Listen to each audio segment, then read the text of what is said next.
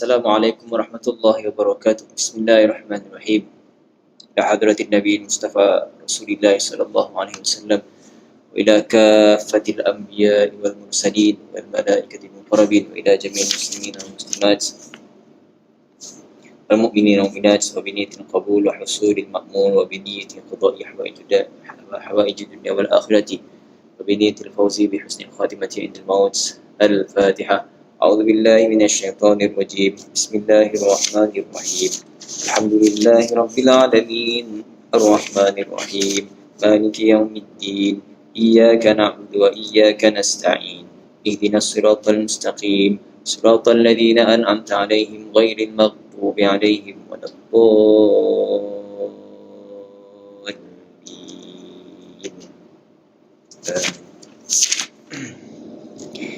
Alhamdulillah. Alhamdulillah nahmaduhu wa nasta'inuhu wa nastaghfiruhu wa nu'minu bihi wa natawakkalu alayhi wa na'udzu billahi min shururi anfusina wa min sayyiati a'malina. Man yahdihillahu fala mudilla lahu wa man yudlil fala hadiya lahu. Asyhadu an la ilaha illallah wahdahu la syarika lahu wa asyhadu anna sayyidina Muhammadan abduhu wa rasuluh.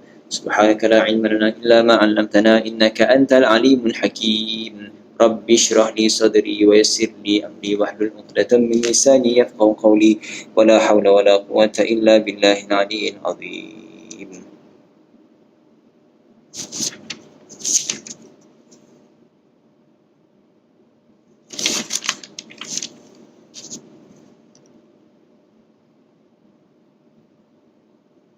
Baik. Sambungan bulan kaji kita. Kita ulang sikit pada hadis yang ke-18, Al-Hadis Thaminu Asyraf. Ada bahagian yang kita perlu uraikan. Hadis berbunyi, An Abi Dharrin Jundub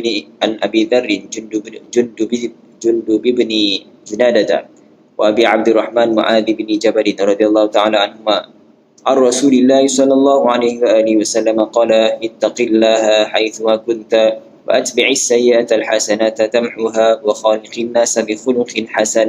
رواه الترمذي وقال حديث حسن وفي بعض النسخ حسن صحيح.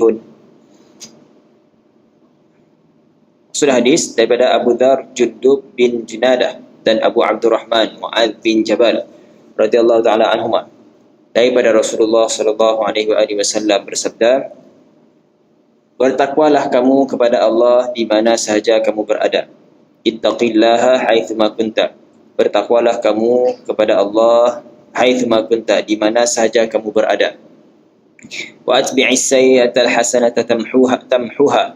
Dan iringilah perbuatan yang jahat, keji dengan perbuatan yang baik. Tamhuha, nescaya perbuatan yang baik itu menghapuskan perbuatan yang keji. Wa khaliqin nasa bi khuluqin hasanin. Dan berakhlaklah, bergaullah dengan manusia dengan akhlak yang baik. Hadis diriwayatkan oleh Imam At-Tirmizi dan beliau berkata hadis ini adalah hasan. Dan pada sebahagian naskah yang lain, Imam Tirmizi menyebutkan hadis ini hasan lagi sahih. Bertakwalah pada Allah maksudnya di mana saja kamu berada, maksudnya bertakwalah kepada Allah semasa dalam bersendirian, semasa sendirian ataupun di hadapan manusia.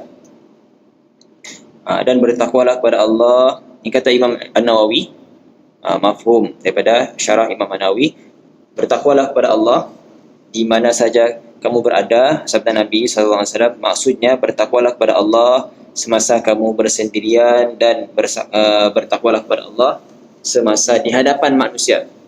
Dan bertakwalah kepada Allah pada setiap tempat dan setiap masa. Dan daripada perkara, termasuk daripada perkara yang membantu untuk mencapai takwa adalah istihdar, menghadirkan, sentiasa bawa perasaan dalam hati kita, annallahu ta'ala mutli'un 'alal 'abdi. Sungguhnya Allah SWT sentiasa melihat, sentiasa mengintai-intai, sentiasa memerhati terhadap hambanya, fi sa'iri ahwalihi, pada seluruh masa keadaan-keadaannya, seluruh masa-masa dan keadaannya. Qala Allah Ta'ala, ma yakunu min najwa thalathatin illa huwa rabi'uhum Berfirman Allah Subhanahu wa taala, tidak ada daripada bisikan-bisikan tiga orang kecuali Allah Subhanahu wa taala. Yang keempat, Allah mendengar. Al-ayah. Wattaqwa kalimatun jami'atun li fi'lil wajibati wa tarkil manhiyati. Kalimah takwa, perkataan takwa adalah kalimah jami'ah, kalimah yang menghimpunkan maksud melaksanakan perkara wajib, meninggalkan perkara yang ditegah. Takwa satu perkataan, tapi maksudnya luas, merangkumi melaksanakan segala perbuatan-perbuatan wajib dan meninggalkan segala perbuatan ataupun perkara-perkara yang telah dilarang. Sabda Nabi SAW, wa atbi'is sayyi'atal hasanata tamhuha. Iringilah perbuatan yang keji dengan perbuatan yang baik, nescaya perbuatan yang baik akan menghapuskan perkara yang keji. Fa'alta sayyi'atan fastaghfirillah. Bila kamu telah melakukan sesuatu yang keji, fastaghfirillah, kata Imam Nawawi, bila mana kamu telah melakukan perkara yang keji, maksiat, kotor, fastaghfirillah, maka mohonlah ampun pada Allah, minta ampun pada Allah Subhanahu wa taala. Minha, daripada perbuatan tadi, perbuatan keji tadi. Waf'al ba'daha hasanatan tamhuha, dan lakukanlah selepas sayyi'ah itu, selepas perkara yang keji itu, akan perbuatan yang baik, hasanah, tamhuha, nescaya perbuatan yang baik itu akan menghapuskan perbuatan yang keji. I'lam anna zahira hadal hadis yadullu ala anna al-hasanata la tamhu illa sayyi'atan wahidatan. Tahuilah, sungguhnya zahir hadis ini menunjukkan bahawa satu kebaikan tidak akan menghapuskan kecuali satu kekejian, perkara yang keji. Sekalipun wa in kanatil hasanatu bi ashrin, sekalipun satu perbuatan yang baik akan digandakan pada 10. Wa anna tad'ifa la yamhu sayyi'ah, dan bahawa gandaan kepada perbuatan baik itu tidak akan memberi kesan menghapuskan perkara yang keji. Zahir hadis seperti itu. Walaysa hadha ala zahirihi. Imam Nawawi kata, hadis ini bukanlah seperti zahir yang kita lihat. Bukan maksudnya sekadar zahir hadis. Balil hasanatul wahidatu tamhu 10 sayyi'atin. Bahkan satu kebaikan akan menghapus 10 perkara yang keji.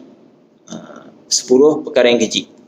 Waqad warada fil hadis, sungguhnya telah datang, ada dalam hadis, ma yushidu lidzalika, apa yang menjadi bukti kepada gandaan amalan perbuatan baik akan menghapuskan perkara yang keji, perkara sayyi'ah, perkara yang jahat.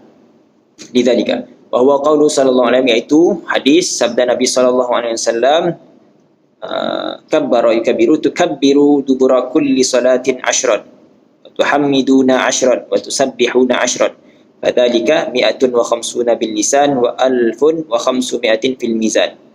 Kamu bertakbir selepas setiap solat 10 kali, dan kamu bertahmid memuji Allah 10 kali, dan kamu bertasbih 10 kali, maka yang demikian itu 10 kali tasbih, takbir dan tahmid, fadzalika, perbuatan itu akan menjadi 150 bil lisan, akan menjadi 150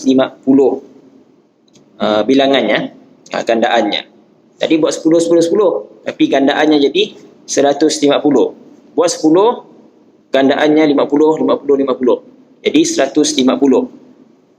Wa 1500 fil mizan, akan digandakan dalam timbangan neraca amal kepada 1500, 1500 bilangan kalimah tadi. Padahal kita sebut 10 aja takbir, Allahu Akbar 10 kali, tahmid alhamdulillah 10 kali, tasbih subhanallah 10 kali, tapi bilangan gandaannya jadi 150 dalam lisan kita, dan jadi 1500 dalam timbangan amalan.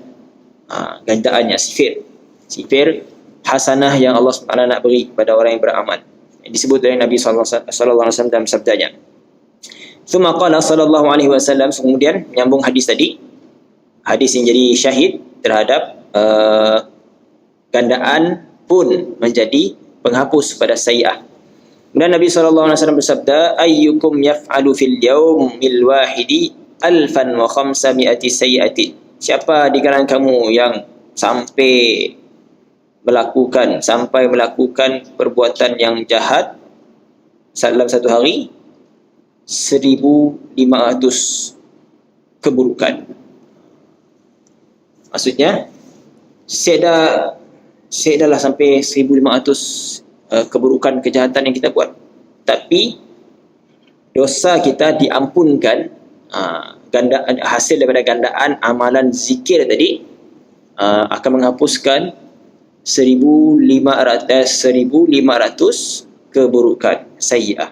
Dalla ala anna tad'ifa yamhus sayyi'ah. Jadi hadis tadi yang kita bacakan, yang kita bacakan dalam huraian tu menjadi dalil bahawa, menunjukkan bahawa tad'if, gandaan pahala kebaikan pun yamhus sayyi'at, menghapuskan perkara-perkara keji.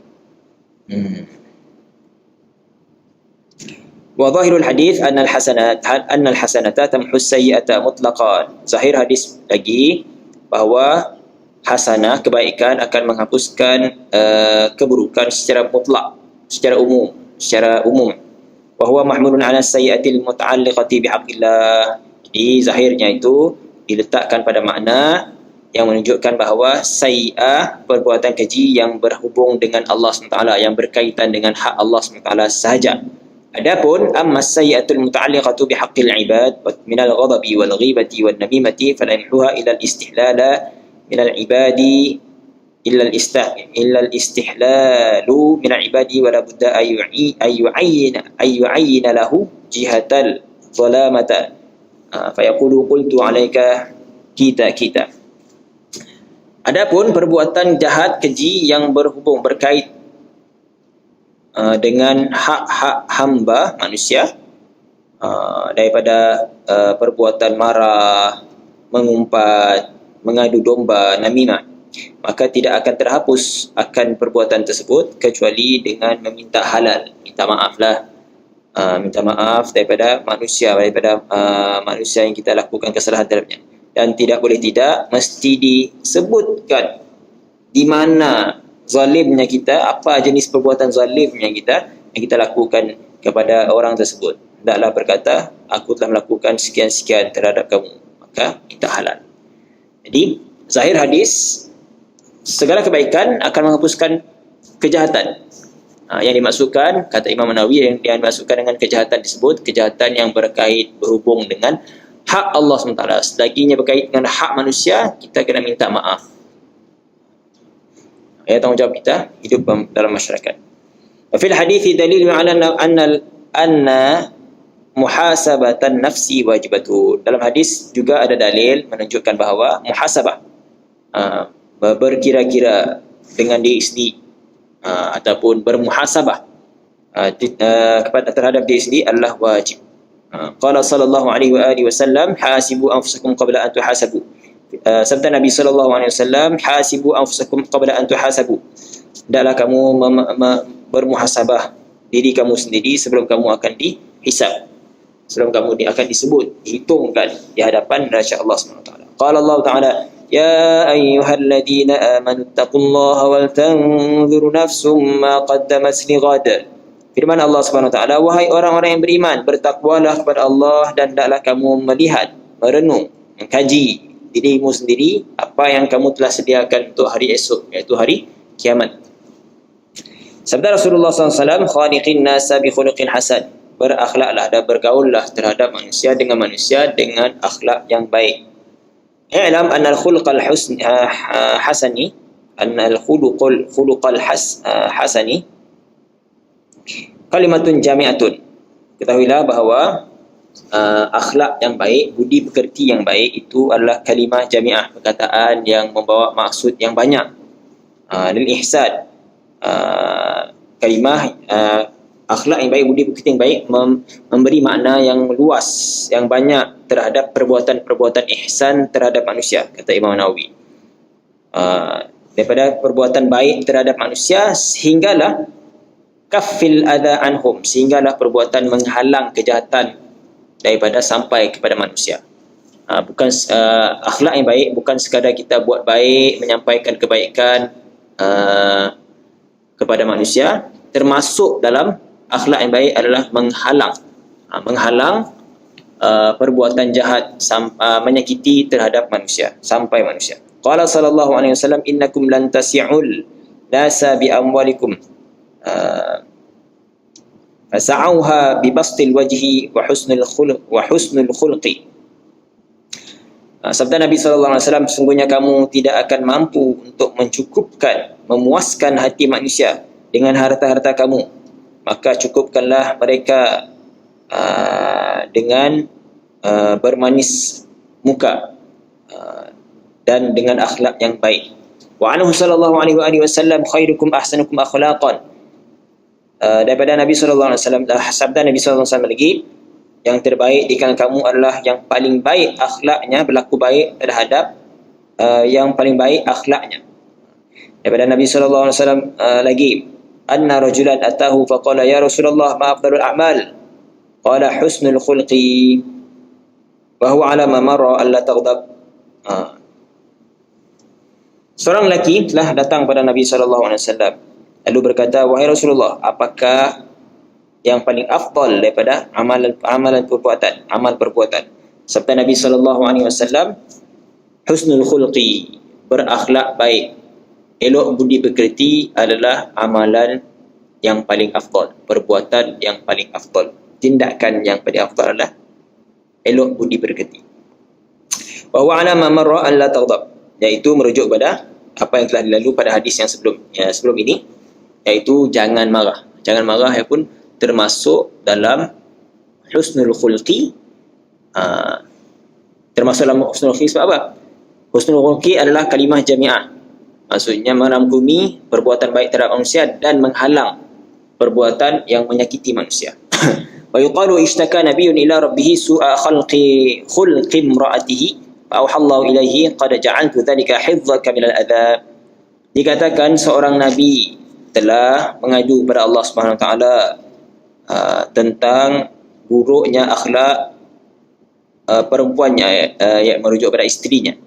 Lalu Allah SWT mewahyukan kepadanya, sungguhnya aku telah menjadikan perkara itu hifdzaka, keuntungan untuk kamu daripada sudut daripada jenis kesakitan.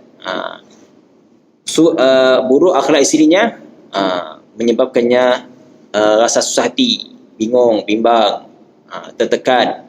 Tapi perbuatan macam dia, oleh kerana kesabarannya dan dia terus berlaku baik terhadap isterinya walaupun isterinya buruk akhlak, Allah SWT berfirman, ja'altu dzalika hifdzaka, menjadikannya keuntungan, sumber pahala untuk Nabi tersebut. Wa an Abi Hurairah radhiyallahu anhu, daripada Abu Hurairah radhiyallahu anhu, beliau berkata, Rasulullah sallallahu alaihi wasallam telah bersabda, akmalul mu'minina imanan ahsanul akhlaqan, yang paling sempurna di kalangan beriman imannya, iman yang paling sempurna di kalangan orang beriman adalah yang paling baik akhlak, yang paling baik di kalangan mereka dari sudut akhlak. Jadi iman tu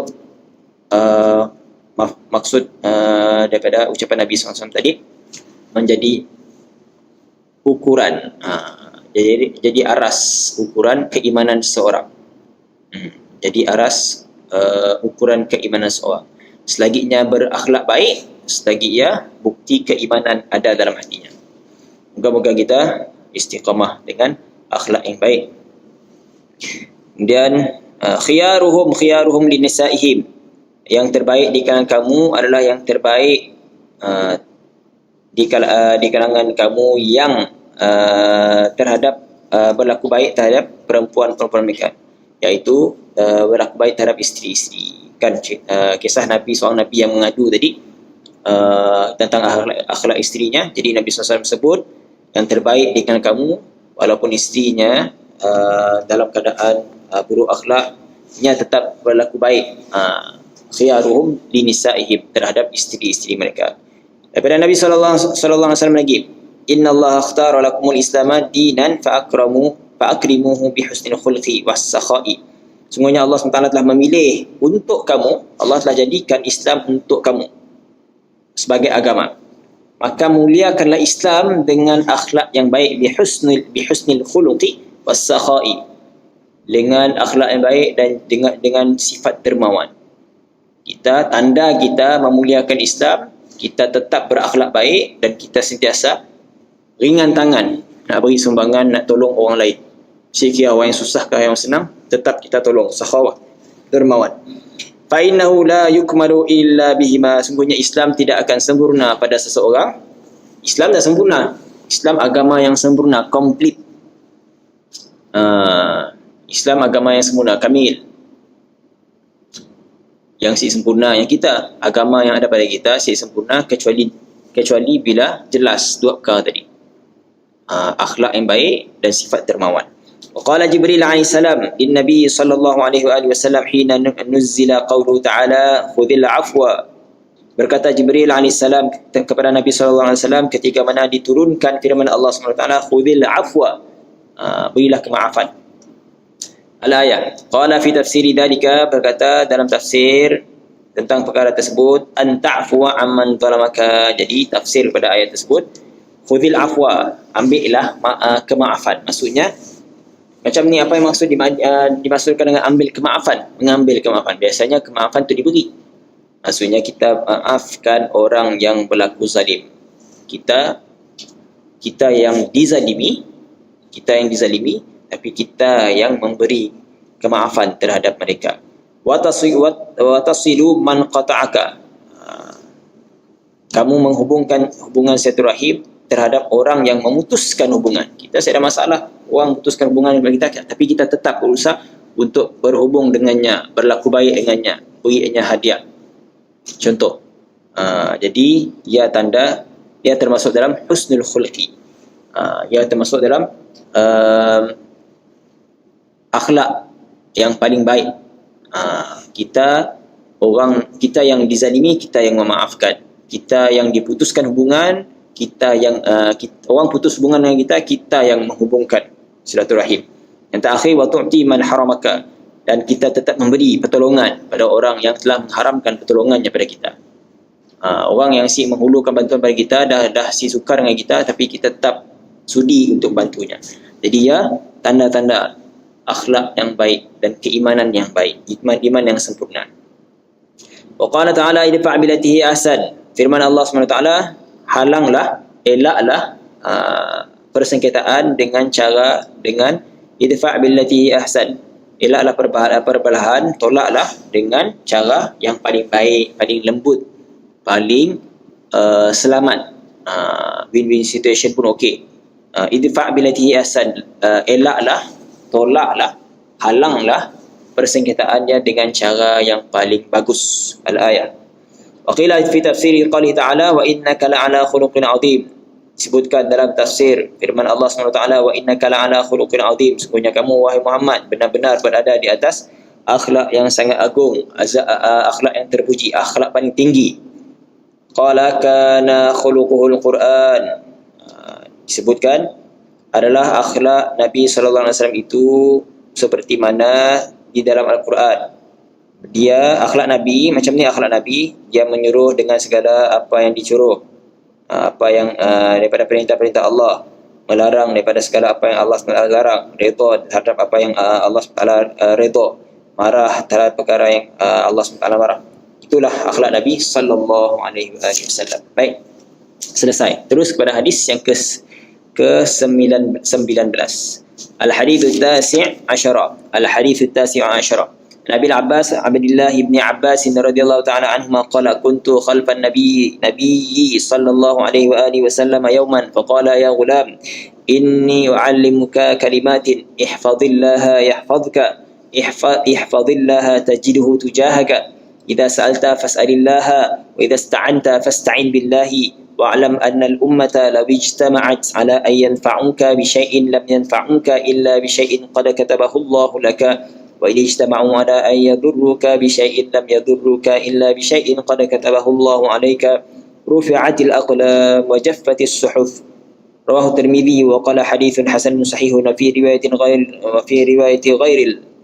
غير الترمذي احفظ الله تجده أمامك تعرف إلى الله في الرخاء يعرفك في الشدة واعلم أن ما أخطأك لم يكن ليصيبك وما أصابك لم يكن ليخطئك واعلم أن النصر مع الصبر وأن الفرج مع الكرب وأن مع العسر يسرا. Baik, maksud hadis yang ke-19 daripada Abul Abbas, iaitu Abdullah bin Abbas radhiyallahu taala anhuma. Abdullah bin Abbas ataupun masyhur dengan sebutan nama Ibnu Abbas. Jadi Sayyidina Abbas adalah sepupu Nabi. Sayyidina Abbas adalah sepupu Nabi. Jadi Abdullah bin Abbas adalah anak saudara Nabi, anak sepupu Nabi. Anak buah juga lah, anak sepupu Nabi. Radhiyallahu taala anhuma. Kedua-duanya sahabat. Abdullah bin Abbas, kedua-duanya anak dan ayah adalah sahabat Nabi sallallahu alaihi wasallam. Beliau berkata, pernah aku berada di belakang Nabi. Qala kuntu khalfan Nabi. Dalam konteks membonceng, menunggang bersama dengan Nabi, numpang belakang kenderaan Nabi. Qultu khalfan Nabi, aku di belakang Nabi sallallahu alaihi wasallam pada satu hari. Qala ya ghulam, lalu Nabi sallallahu alaihi wasallam bersabda, wahai budak, wahai anak, inni wa'allimuka kalimatin, sungguhnya aku akan mengajarkan kamu dengan beberapa kalimah, perkataan, yaitu ihfazillah yahfazka, hendaklah kamu menjaga Allah, nescaya Allah akan menjagamu. Maksudnya, hendaklah kamu menjaga perintah-perintah Allah, larangan-larangan Allah, nescaya Allah SWT akan menjagamu. Jaga perintah Allah SWT, Allah akan bantu. Seterusnya, ihfazillah tajidhu tujahaka, hendaklah kamu menjaga Allah, hendaklah kamu menjaga perintah-perintah Allah, nescaya kamu akan mendapati Allah menolong, pertolongan Allah di hadapan. Jadi dua perkara. Bila kita jaga Allah, bila kita jaga perintah Allah, bila kita jaga agama Allah, Allah akan jaga kita. Bila kita jaga Allah, Allah akan bantu kita. Bukan setakat jaga, Allah akan bantu. Allah akan bantu kita, urusan kita. Buat satu pekerjaan, buat satu kerja, tapi Allah beri dua. Jaga agama Allah, Allah jaga balasannya, Allah jaga kita, Allah bantu kita. Dua perkara kita dapat. Dan perkara yang kita sangat perlu dalam kehidupan kita. Hanya buat satu pekerjaan, jaga agama Allah Subhanahu Wa Taala. Idza sa'alta fas'alillah, bila minta hajat, minta keperluan, mintalah kepada Allah. Itu perkara nasihat yang ketiga Nabi SAW ajarkan kepada Sayyidina Abdullah bin Abbas. Fa idza ista'anta fasta'in billah. Keempat, bila kamu nak minta tolong, bila minta tolong, fa idza ista'anta, minta pertolongan. Tadi minta apa-apa hajat. Yang pertama tadi idza sa'alta fas'alillah. Bila apa ada hajat, minta pada Allah sahaja. Bila ada hajat, minta pada Allah. Bila minta pertolongan pun minta pada Allah Subhanahu Wa Taala. Wa idza ista'anta fasta'in billah. Wa'lam annal ummata, tahuilah olehmu, wahai gulam, wahai anak, annal ummata, sekiranya manusia, sungguhnya manusia ini, lawi ijtama'at, kalaulah seandainya mereka itu berhimpun, ala ayyan fa'unka bisya'id, untuk memberi manfaat kepada kamu dengan satu perkara. Sekiranya manusia berhimpun nak beri manfaat pada kamu dengan sesuatu, lam yanfa'unka illa bisya'in qad katabahu Allah laka, tidak akan sampai mereka boleh memberi manfaat kecuali hanya apa yang Allah SWT telah tetapkan untuk kamu. Wa in ijtama'u ala ayadurruka bisya'in lam yadurruka illa bisya'in qad katabahu Allah alayka, dan sekiranya mereka berhimpun pula untuk memudaratkan kamu, menyusahkan kamu, menyakiti kamu dengan sesuatu perkara, dengan satu musibah, dengan satu isu, tidak akan mampu mereka memudaratkan kamu kecuali dengan apa yang Allah SWT telah tetapkan berlaku terhadap. Rufi'atil aqlam, telah diangkat pena-pena. Wajaffatis suhuf, telah kering mashaf-mashaf yang ditulis. Maksudnya urusan takdir dah selesai, Allah dah atur. Manfaat, mudarat tetap Allah SWT yang izinkan, Allah SWT yang aturkan, Allah SWT yang tetapkan berlaku. Hadis diriwayatkan oleh Imam Tirmizi, dan Imam Tirmizi mengatakan hadis ini hasan lagi sahih. Pada riwayat selain daripada Imam Tirmizi menggunakan lafaz ihfazillah tajidhu amamaka, adalah kamu menjaga Allah, menjaga perintah-perintah Allah, pasti kamu akan mendapati Allah di hadapan membantu. Ta'arraf ila Allah fi raha, adalah kamu kenal kepada Allah semasa senang-senang santai kamu. Ya'rifka fi syiddati, nescaya Allah SWT akan kenal kamu, bantu kamu ketika kamu dalam kesusahan. Fi syiddah. Wa alam annama akhta'aka lam yakun liyusibaka, ketahuilah olehmu wahai ulam, wahai anak, sungguhnya apa-apa yang telah melepasimu, maksudnya suatu takdir, satu yang perkara manfaatkah mudaratkah, yang telah terlepas, telah melepasi kita, satu manfaat, maksudnya ada berita untung tapi bukan dapat pada kita, ada berita mudarat tapi siksa sampai pada kita. Lam yakun liyusibaka, sesuatu yang dah terlepas siakan lagi datang menimpa. Lam yakun liyusibaka. Wa ma asabaka lam yakun liyukhti'aka, dan sesuatu yang menimpa kita, lam yakun liyukhti'aka, sesekali tidak akan pernah terlepas daripada kita. Maksudnya jelas, apa yang sesuatu kebaikan atau keburukan yang Allah tetap yang telah tetapkan bukan untuk kita, makanya bukan untuk kita. Sesuatu kebaikan dan keburukan, ada kebaikan dan keburukan yang Allah Ta'ala tetapkan bagi kita, nya akan terlepas daripada kita. Wa'lam anna an-nasra ma'as sabri, ketahuilah wahai ulam, wahai anak, sungguhnya bantuan Allah itu bersama dengan sifat sabar. Nabi SAW pesan, Nabi SAW ajar kepada Sayyidina Abdullah bin Abbas, ketahuilah olehmu wahai ulam, annal nasra ma'as sabri, bantuan itu, pertolongan Allah SWT akan ada, pasti berada bersama dengan sifat sabar. Wa'lam annan nasrah ma'as sabri, bantuan ataupun kemenangan, kemenangan itu bersama dengan sifat sabar. Selagi kita ada sabar, insya-Allah dapat bantuan, insya-Allah dapat kemenangan. Wa annal faraja ma'al karbi, dan ketahuilah olehmu wahai anak, annal faraja ma'al karbi, memang kelapangan disertakan dengan kesusahan. Kita nak dapat kesenangan mestinya melalui kesusahan dahulu. Wa anna ma'al usri yusra, dan taklah kamu ketahui wahai ulam, wahai anak, sungguhnya bersama dengan kesusahan itu pasti ada kesenangan.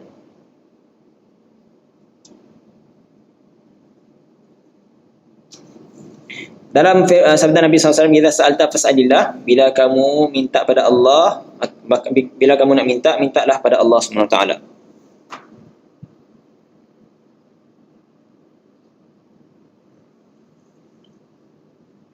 Memberi isyarat bahawa seseorang hamba tidak seharuslah meletakkan rahsianya kepada selain Allah. Bal yatawakkal alaihi fi sa'iri umurihi, bahkan hendaklah segala hajat kita rahsia. Segala keinginan kita rahsia, sekira dunia akhirat dia rahsia. Jangan dicerita dengan orang, jangan diminta dengan orang. Sampaikan, usulkan dulu pada Allah SWT. Bal yatawakkalu alaihi fi sa'iri ambarihi fi sa'iri umurihi. Thumma in kanatil hajatu ila allati yas'aluha lam tajril adatu bijrianiha ala aidi khalqi ka talabil hidayati wal ilmi wal fahmi fil Quran was sunnati wa shifa'il mardi wa sulil afiyati min balid dunya wa adabil akhirati sa'ala rabbahu dzalika. Sekiranya hajatnya tadi memanglah tidak akan berlaku adat dengannya, dengan dilakukannya.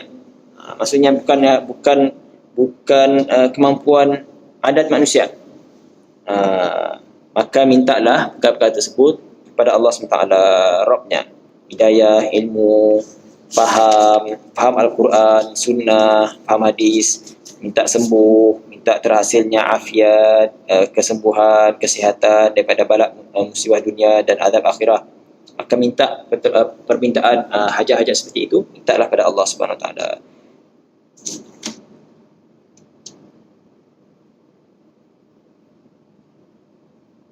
Kalau ada hajat-hajat yang berkaitan dengan manusia, minta pada Allah, kemudian iringi supaya Allah SWT lembutkan hati-hati hajat kita yang ada pada manusia. Baik.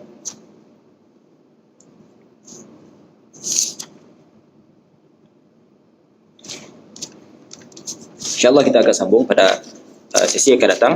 Moga-moga bermanfaat untuk kali yang kita sesi kita yang sekarang. Moga-moga bermanfaat untuk diamal, untuk diingati, untuk diamalkan, jadikan panduan dalam kehidupan kita dan untuk disampaikan, insya-Allah. Jadi moga-moga kita sentiasa menggunakan peluang yang ada dalam Ramadan akhir tu sebaik mungkin. Jangan terlepas segala amalan-amalan kebaikan yang kita buat, terutamanya pada waktu malam, dan kita berada pada akhir Ramadan, jangan terlepas apa-apa amalan yang kita dah buat, susun, yang kita dah selalu buat, amalan istiqamah kita jangan terlepas daripada dilaksanakan pada masanya. Moga-moga kita beroleh Lailatul Qadar. Orang beriman setiap malam memang dia akan berusaha, setiap malam baginya adalah Lailatul Qadar, setiap masa, setiap hari baginya adalah Lailatul Qadar. Setiap hari baginya adalah, sebabnya dah sediakan amalannya. Bagi orang beriman memang tugasnya untuk sediakan amalan yang terbaik dalam kehidupannya untuk dipersembahkan kepada Allah SWT. Sekiralah Lailatul Qadar akan isi. Jadi semua malamnya dibuatnya seperti Lailatul Qadar. Moga-moga Allah SWT kurniakan kita taufik dan hidayah untuk jadi seperti ya barulah tahap ikhlas yang paling tinggi, seperti mana yang kita huraikan dalam hadis pertama, seperti mana yang kita bacakan huraiannya oleh daripada Imam An-Nawawi pada hadis yang pertama. Orang yang beribadat semata-mata untuk dapat keredaan Allah, untuk menyukakan Allah, sebabnya takutnya malunya untuk keadaannya hamba, memang selayaknya untuk beribadat. Moga-moga Allah SWT kurniakan kita ikhlas yang paling tinggi. Macam ya, setiap hari kita istiqamah dengan amalan, keimanan, akhlak, dan menyempurnakan tuntutan agama dalam kehidupan kita, insya-Allah. Qulu qawli hadza wa astaghfirullahal azim. Wabillahi taufiq wal hidayah. Wassalamualaikum warahmatullahi wabarakatuh. Ila liqa, ma'as salamah.